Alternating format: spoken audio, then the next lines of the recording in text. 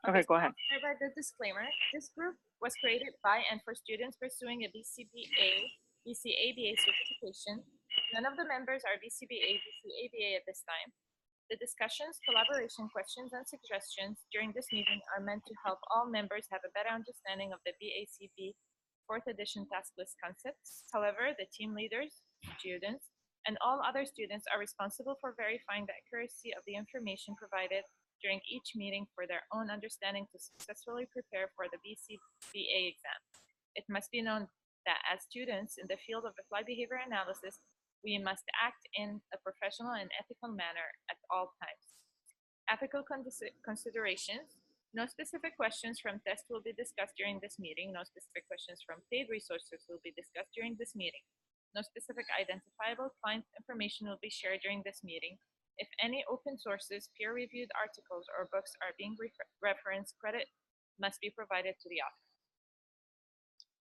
Okay, so I'll start with a very simple presentation for section E, specific behavior change procedures. So task E01, use interventions based on manipulation of antecedents such as motivating operation and discriminative stimuli. A discriminative stimuli means that there is reinforcement, it is available. Motivating operation means a feeling of desire or need for something. What becomes an MO? Anything that affects the strength of the reinforcer or the punisher at the moment. So if we don't want something, or if we're not desiring it, it's not going to be an MO. How to manipulate the environment? If we need to ask questions or discuss anything, please let me know. Okay. How to manipulate the environment? So first, you remove the SD that would trigger undesired behaviors. Add the SD that would help implement new wanted behaviors. Oh, sorry. Let's go back. Okay. Anything to discuss? No, that's great. So task 02, use discrimination training procedures. There are 4 procedures. One under stimulus, one under response. So stimulus generalization and stimulus discrimination. Response generalization and response discrimination. What is stimulus generalization? Same behavior for similar stimulus. How to train? Give different stimuli that would generate the same response. Let's say if a boy sees a van, if he sees a 4-wheel, if he sees a sports car, he's going to say car for all of them. If he sees truck and all that. So this is stimulus generalization. What is stimulus discrimination? It's a discriminative stimulus versus stimulus delta. So they would know that when there's the SD, that means there's a reinforcer. And if it's an S delta, then there wouldn't be any reinforcers. How to train? Reinforce correct responses to a stimuli and punish or correct incorrect responses to a stimuli. Okay? Response generalization, that's the 3rd procedure. Producing similar responses without prior training. How to train? Create or expose them to situations where they can use or produce similar responses. Can you give examples? I actually have a hard time on differentiating response and stimulus generalization. Okay. We did talk about the trick where you put the word multiple in front of both of them. But at times I still get very confused. Okay. So if you have your so past the big ABA have a very simple like what do we call A it? visual? Yeah, a visual. So when you have different SDs going to one response, that's stimulus generalization. And when you have one SD and out of it going different responses, that's response generalization. So let's say, um, you teach what can I? Oh, let's say you teach them to draw a circle. They can draw Mm-hmm. a circle freehand. They can use the compass. They can use not the compass. What is it called? That Protractor. yeah, exactly. And they can use a circle, put it and draw around it. So these are all different Mm-hmm. responses for the same stimulus. That is, draw a circle, and they're all correct. Okay. Okay. And that's response generalization. That's response generalization. For Okay. stimulus generalization, let's say that's the example we always have. Like, we teach him mommy, and every woman he sees, he calls mommy. Wouldn't that be overgeneralization? It is overgeneralization, and it's an incorrect generalization, but it is a stimulus generalization, right? It is understandable, Okay. but it is overgeneralization. Okay. So Like cars. Okay. If all Different types of cars, they all have four wheels, and they call them all cars, but there's a truck, there's a van. mm-hmm. Okay. So like if I put 4 different cards of 4 different types of dogs, and I told them, what are these? And they say they're all dogs, Mhm. even though one's like a big dog, a small dog, a brown dog, a black dog, like they're all different. They're all dogs. That's stimulus generalization? They're all, yes.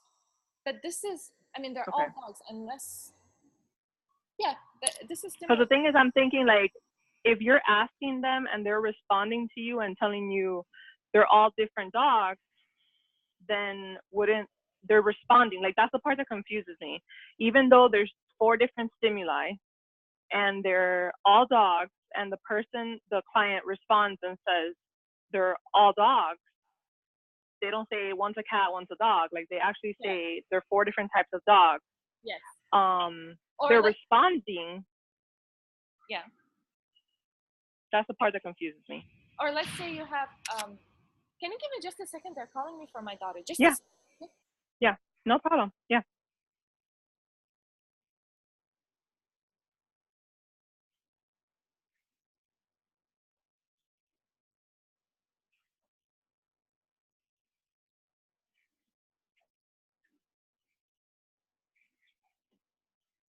Okay, so Ashley, I saw your chat, what you wrote on the chat.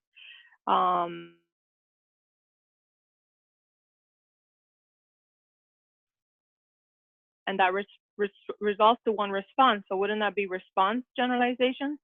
That's what I'm trying to get. I'm talking to Ashley on the chat, because she was talking about what I had said about the different dogs, and she wrote on here that that's the result of one response. That's what I was thinking. They're all like dogs. Let's say you have a dog, a cow, a cat, and they would call all of them animals. They are animals. Right. But each is a specific.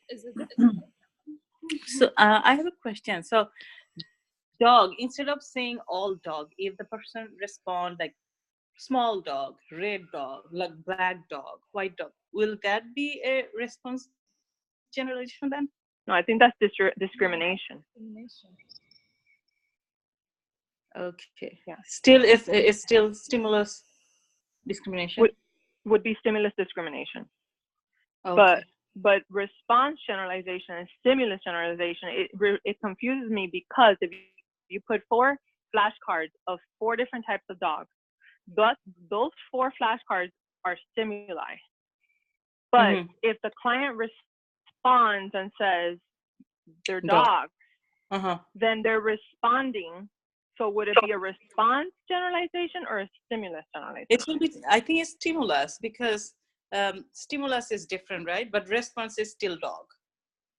Yes. One response is still dog. Yeah. Yeah. You have one response. Okay. Different types. Mm-hmm. Mm-hmm. And response with different tips. Okay, I guess that's where I have to figure out, like, really look at what is what.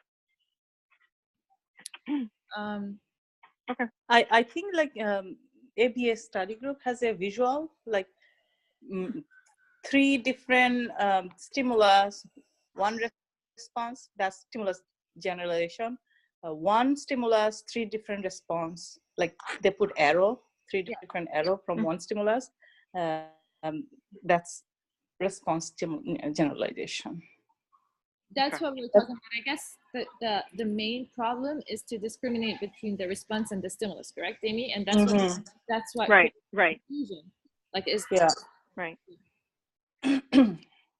Yeah. Yeah, I get it. Thank you. No problem. Okay.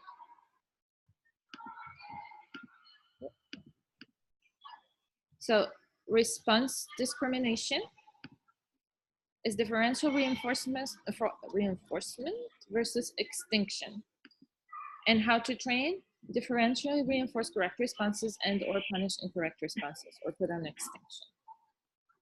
Okay. Okay. That's what I don't know who was the one that asked that question, but that's what discrimination is. Correct. Right. Yeah. This is me, Shamima. Oh, Shamima. Yeah, Yeah. we see your name, we see iPhone on it. Yeah, it always shows iPhone, but I participate, by the way. Okay. So task E03, use instructions and rules. Instructions are discriminative stimuli. There's rule-governed behavior, controlled by a described contingency without even having contact with it. Delay between behavior and consequence. Let me see, I think I have an example here. Just a second.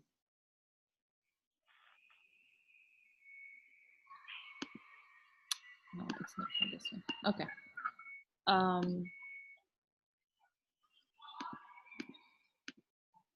And opposed to contingency-based behavior. So, any question for rule-governed behavior? No. Okay. Yeah, this is the one where you tell a child not to go to the stove because it's hot, and they stop before they get burned. Correct. Or let's say, yes. So like main difference is like one, you do it just hearing the instruction, or someone tells you or writes down and you follow that. That's the rule governed. But when you do something and experience something and then you learn from your consequence, that's the other one, right? That's the Yeah, that's not rule governed, right? yeah, that's not the rule governed one. No. Rule governed is you when someone gives you a rule and you follow through with what the rule was, then you obviously learn, okay, my mom said I cannot touch the stove because it's hot and I'm gonna get burned. So then they don't touch the stove. Even Yeah. if So they don't experience the consequence. or right? even if they're alone, they know that this is a rule. Same thing when you stop at a, Right. at a stop sign, right?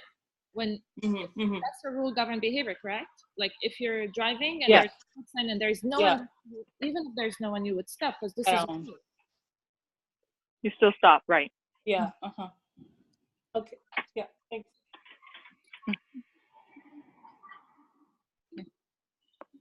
Task E04, use contingency training. Behavior contracts is one of it. The contract with the client for which he has to accomplish a task for a reward. Skill must be in the student's repertoire. Oh, sorry. The contract includes operation defined task or behavior, specific details regarding the task and its implementation, details about consequences, and sometimes it might include bonus. Let's say if the student or the client you're working with exceeds expectations. Okay.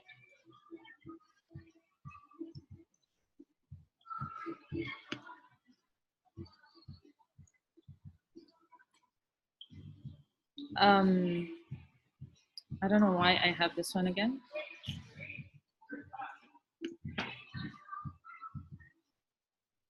Okay, task E05, use independent, interdependent, and dependent group contingencies. So we have three group contingencies. We have the dependent, interdependent, and independent. So the dependent group contingency, one group member or a small group within the bigger group will be reinforced. They're dependent of the others. Independent. Oh, sorry, I put it the opposite. That's independent. The dependent is reinforcement is only given to a group members who meet a specific contingency, and interdependent, all members of the group must meet a specific criteria for the group to get a reinforcer. That's a great visual. Yeah, that's good. Okay.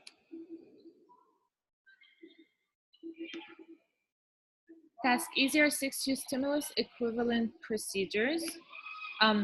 I wanted to put that video that I sent out, but simply it's, we have three types. We have transitivity, symmetry, and reflexivity.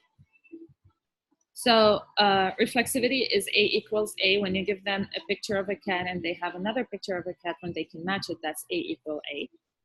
A equal B, let's say you have a picture of a cat and then you draw a cat and then they can match. So if they have, if you give them the picture and there's the, let's say the drawing among other examples, if they can match it, that's A equals B. And then when you have the drawing and you have the picture among others, they will know without even teaching them that then B would equal A. Okay. And for yeah, but that is something that's done. I remember talking to the other day about it. That it's only done once you teach that, right? They can't automatically assume that A equals C. You have to teach it first. Oh yeah, no, for the transitivity, yes, this is different. You have to teach them, like you teach A equals B, like the picture of a cat is equal to the drawing of the cat. And then you teach them that the picture of a cat equals a real cat. That's A equals C. Then they would know and they would assume then that the drawing of a cat would be equal to the real cat. Right. Okay. And sometimes they're even more complex. I thought of one yesterday. I will write it down and send it to you. It's like, I don't want to confuse you more. I'll write it down and send it because then it's a higher critical thinking. Yeah.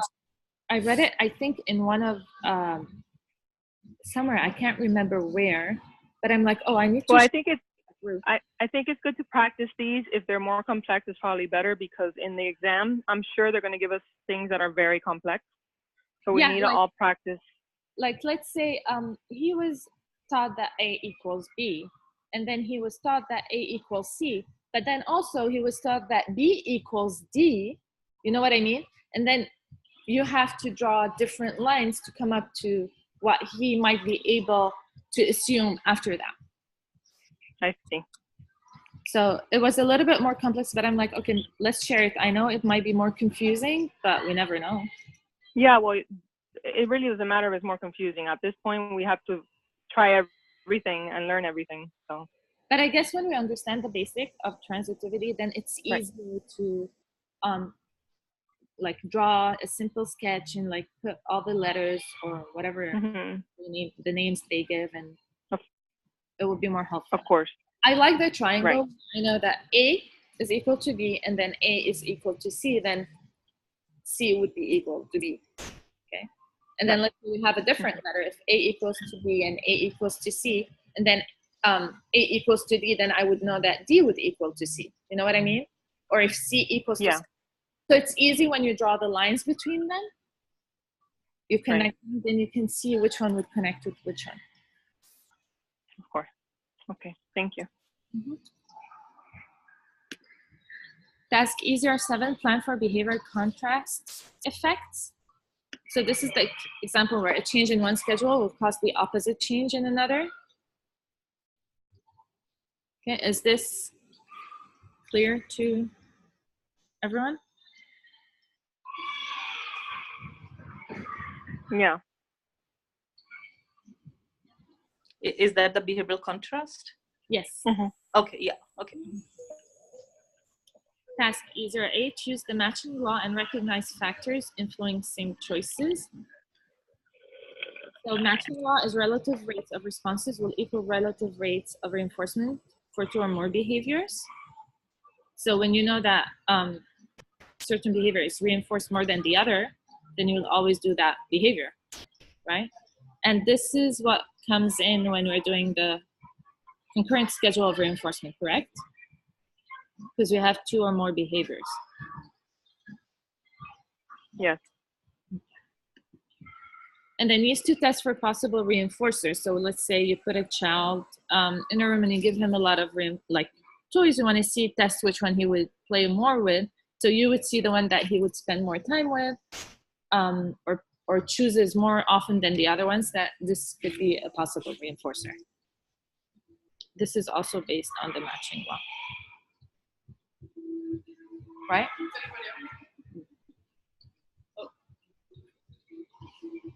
Okay. Yes. Task E09, arrange high probability request sequence. High probability request is the same thing as behavior momentum. Point to your eyes, point to your ears. If they're not focusing, point to your eyes, ears, nose. Okay, now do this. And usually we give around 5 easy steps quickly before requesting the target one. Okay? Mhm. Task E10, use the Premack principle, which is first, then. Right. Mhm. Task E11, use pairing procedures to establish new condition reinforcements and punishers. So that's Pavlov with the dog. We match unconditioned reinforcers or punishers to neutral stimuli to create new reinforcers and punishers. Okay. Mm-hmm. And conditioned reinforcers are also known to already have their reinforcing effect, and conditioned punishers already known to be aversive to the person. So you know which one to pair. Like when you want to create a punisher, or you would pair it with the conditioned punishers. Mhm. And I remember when I took the past, the big ABA, they would explain it really nicely in their videos. Mhm. Does anyone attend these? Which one? When they have the questions and they're going over the questions for their tests, they have a really nice way of explaining it. I can go back to the test and I've written their explanation, and it's like she always draws like a table with an SD and neutral stimulus and how which one relate, they relate which one to which one, and you'll be able to discuss to dissect parts of the question to come up with whether it's a conditioned or reinforcer, or if you know what I mean, or if it's unconditioned. Mhm. Right. Any question? No. So task E12, use errorless learning procedures. And this is where we don't let the client make any error. Usually what I do is I want to teach him the color red. I only give him a card or a toy that is only red, and point to red, give me a red, touch red, all that, red, red, red, red. And then we start introducing another color with it, and then give me red. So after we have done the errorless learning, we can do it. Oh, sorry. So yeah, that we don't let the client fail. And that's a great strategy because it really works. Uh-huh. Like especially when it's simple concepts and like it always, and like all the data I was telling you the other day, the BT is working and all the data would be prompting, and we don't take data like with 0 or 100% or 5. It's all prompted until we know that he can do it, and then we start introducing another let's say Right. another card, different color with it, and then we'll see if what we taught him was acquired. Mm-hmm. Task E13, use matching to sample procedures through DTT and a free operand.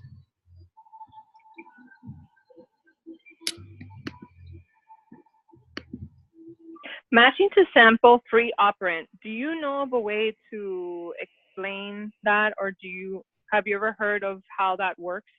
Yeah, you know what? I wrote it down. Wait. Because that's one, I understand DTT and I understand how they use it, but with free operand, I think it was Nadia that yesterday she asked how free operand and the matching match to sample, how that works. And I didn't know how to explain that because I have to look into it too. Okay, let me tell you. I put it down the other day when I was reading it.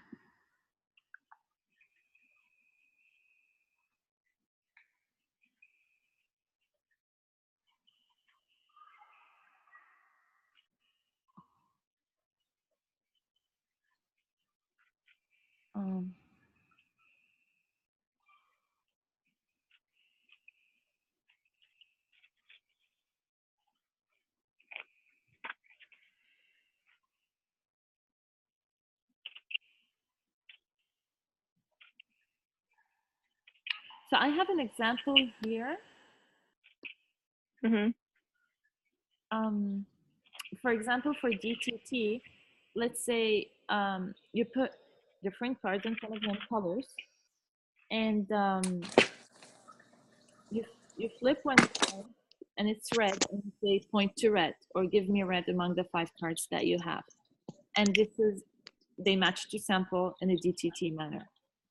And of course, you reinforce the correct answer. For the free operand, there's like you have different cards flipped face down. Face up. And then you have another deck and you just pull one card and you show it to him, let's say red, and then you say, okay, give me red from among all the others. And then he has to look for the red. Like there's not, it's not restricted to a certain amount of trials or cards. Does this make sense or no? So is it kind of like the matching game? Instead of facing down, just facing up, you have the match just the other way around? Correct. That's how I understood it. And right. I don't know okay. if for and then free DTT, you said it's more controlled. More controlled. And like, let's say you're in a room and you get you're in a room full of toys and different stuff, and you take one toy and you say, okay, can you match it or give me a similar one? And he has to go around and look in the room to find right. So if you say, oh, they get a ball and you say, can you match this with another toy? And then they find another ball somewhere. Mm-hmm. So something like that. So the main difference between DTT and free operand for the match to sample would be just that one's more naturalistic and the other one's more controlled. Controlled and planned for. Yes. Right. Okay. That's the way I understood it. Mm-hmm. Right, because I know what it is, but I just didn't know the difference between both. Correct. I always think of it. Okay. We're sitting at a table and we have, that. You have trials, right? Trials, and you reinforce everyone. Contrived. It's like, exactly. And it's more controlled and you plan for it. Where free operand is more like, now let's do this, or and then you're in a room and you try to make up new situations where you can practice the target that you're working. As you're going, as they're in their environment and all of that, then you just ask them and you probe things as you go. But Mhm. you're not rigid to a certain way that everything has to be a certain way. Exactly. Right. Okay. Shamima, does this All make right. sense? Do you have any other thoughts? No. Does anybody else? I don't know who else is. I think there's a couple. Oh, there's the person that's on their iPhone. That's Shamima, I think, right? Yeah, Shamima? it's Okay. Thanks. Okay. Okay. All right. Okay. Thank you, Lara. It was a great explanation. So maybe what I was thinking for next time, since I'm gonna be the last one for the week, Mm-hmm. maybe what Mhm. we do is like for every Zoom, Mhm. whoever like leaders attend, like we write down the points that we all struggled with, and then maybe for Okay. last Zoom, I would focus more Mhm. on researching it and looking for explanation, then discuss it more in depth. Make more like Okay. make more use of that Zoom. What do you think? I think that would be great. I think we should, like you said, like as we go on the week, maybe by like Thursday, we send you like, hey, focus on this, you know? Exactly. And then I would Right. just like look for more examples, more explanation, and On then just like one or two topics, maybe. exactly within that same task list, and then Section. discuss it with all whoever attends. Right. Okay. I think that sounds good. Okay. Okay. All right. Thank you so much, Lara. That was great. Thank you. Thank you for everything. Yeah, thanks, guys. Bye. Bye. Bye. Take care. You too. You Bye. too.